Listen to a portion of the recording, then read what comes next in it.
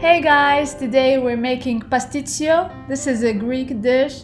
It has a very nice meat sauce, a nice bechamel sauce, lots of cheese. The kids love this dish. Let's make it together. What's great about this dish is that you can make everything ahead of time, put it in the casserole and bake it whenever you're ready to eat.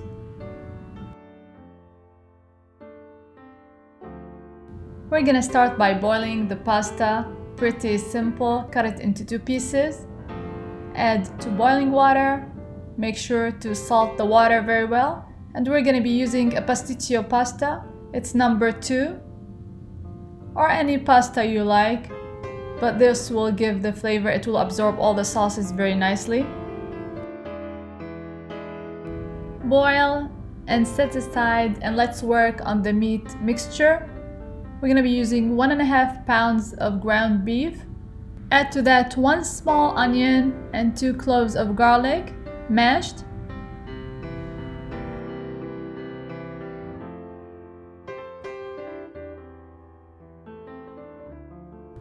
Add your spices, salt, pepper, red pepper flakes, a little bit of Mexican oregano.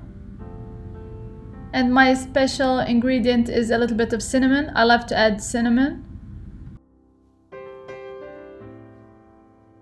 And I'll be listing all the ingredients and all the amounts in the description box below. After the meat cooks, I'm gonna add the tomato sauce. 1.5 cups of tomato sauce. I cook it, and at this point I add a little bit of cinnamon.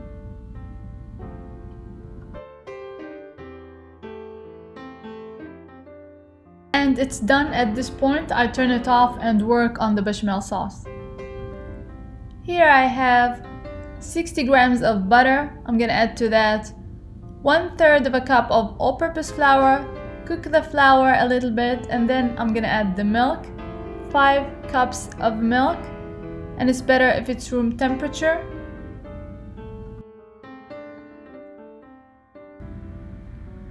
And you don't want your bechamel to be too thick because it's gonna thicken when it's added to the pasta. The pasta is gonna absorb a lot of the liquid. I spice with a little bit of nutmeg and a little bit of salt, and I let it boil.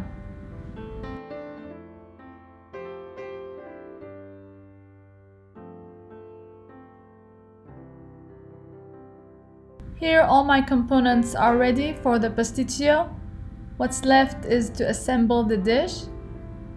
I add a little bit of the bechamel sauce at the bottom of a casserole, 1 layer of the pasta, lots of Parmesan cheese, then the meat, and then another layer of the pasta.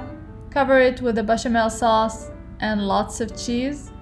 Bake at 375 degrees. Until golden and ready. The cheese I used on top of the bechamel sauce was mozzarella, but you can use any good melting cheese.